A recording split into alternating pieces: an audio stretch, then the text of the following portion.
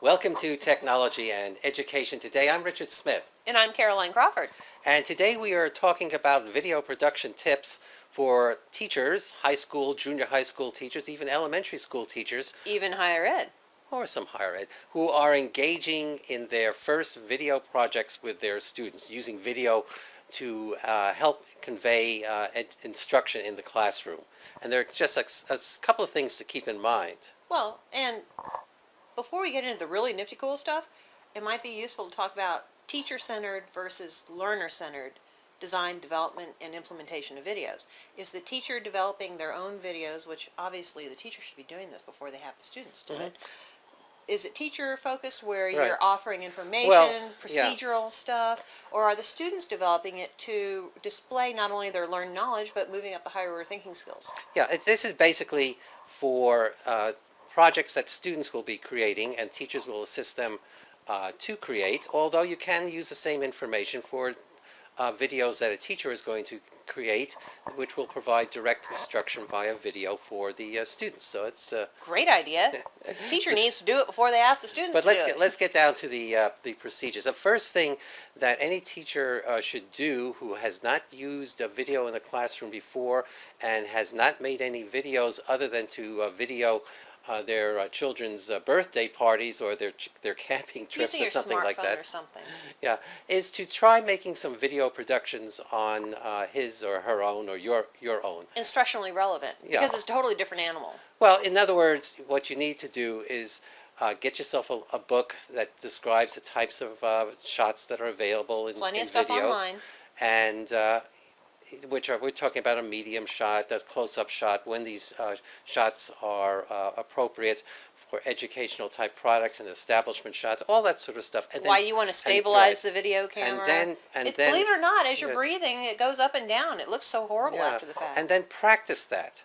Practice those techniques so you understand how to use them, and you see the effect that you are creating when you create your own practice videos, and see how long it takes you to create those videos, and then have your friends take a look at them and see how well they get their critique from what you have done. But basically, before you teach something, you have to understand how to you have to understand what you're teaching. You have to understand the subject yourself. So get yourself some practice. And teachers know that. Obviously, teachers know that. Oh, I don't know. I've seen. But there's an insecurity that goes on with handing over control of something to the learners. Unless you're comfortable and knowledgeable in your own world and you know what's going on, handing it over to a student as a learner-centered effort can be really stressful. Part of the problem is that eventually you will have to evaluate the videos that the students made. If you haven't made a video yourself to some sort of semi-professional standards or been held to any standards, you won't have a really good way or good perspective on knowing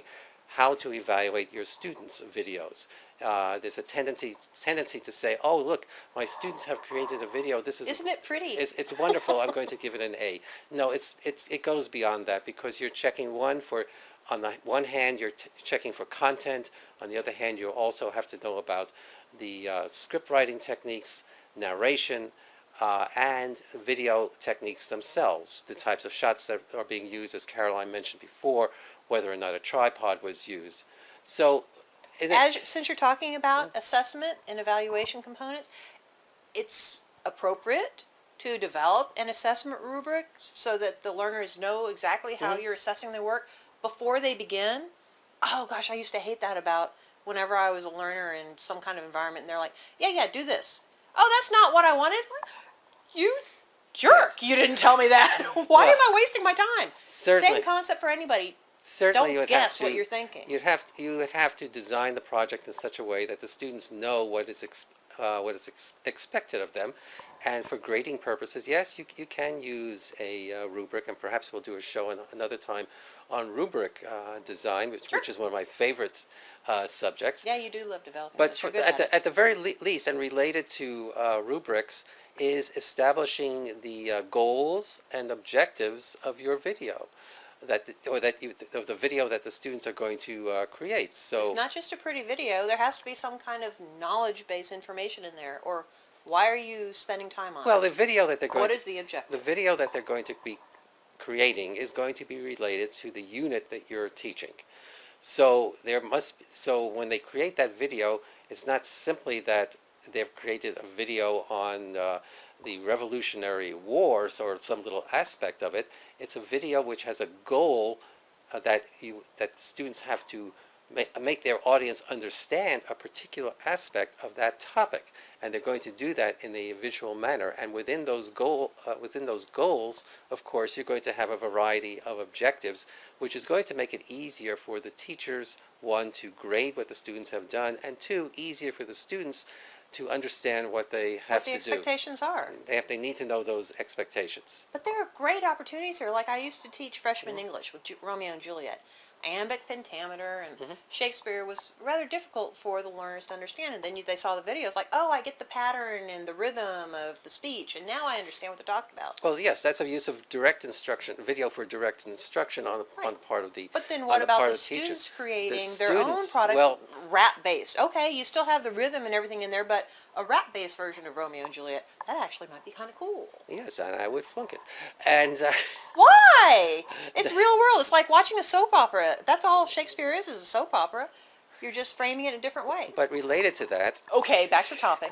Related to that is the fact that this is also a writing opportunity for your students. It's an opportunity to have your students practice the art of writing. And if you have a class that is made up of a diverse group of students, in other words, students in this instance who come from a variety of language backgrounds, and some of them may not speak English as well as others, this process of script writing and storyboarding and all the rest of that becomes an opportunity for your English as a second language students to have a chance to practice English with their students, with their fellow classmates. As well as writing across the curriculum. Yes, and improve their ability to speak English and to also feel more confident as they speak English. So the idea of creating a video is not limited simply to creating a video. It can transfer across a variety of subject areas. Another thing to keep in mind is that when you first begin, at the very least, you're going to have, or your students are going to have, a number of failures. And that's okay. Everybody should learn from the failures. You as a teacher will learn from your own efforts. Your own efforts, exactly. You know, if your students didn't do well, it might very well be likely because you didn't specify how the project should be designed, and you'll know the next time to better design your instructions for the students. And the first time or two you do something, it's not going to be perfect. It's not going to be exactly what you expect. It might be better or it might be worse, but it's still a learning process. And the first time you try something will never be perfect. A word about equipment here. It's you know, the quality of equipment or video capabilities on cell phones, and in particular, I don't want to sound like an advertiser. Smartphones. For Apple, but the Apple iPads these days have very good video capability. So you're talking about smartphones, you're talking about tablets. You can shoot with those. In other words, you do not have to go and buy a video camera for your production. On the other hand, you have to remember that when you do use a smartphone and an iPhone, stabilize it. You have to stabilize it. Make certain that you use a tripod. If you don't have a tripod, stick it against some books and tape it down. Exactly right. Stick it against some books and tape it down, because if you're holding it, it really will shake and shiver. Yeah, and that shake and shiver says, look at me, I'm an I don't amateur. know what I'm doing. I'm an amateur production. Once you stabilize the camera, it says, look, I'm doing really well. I know what I'm doing.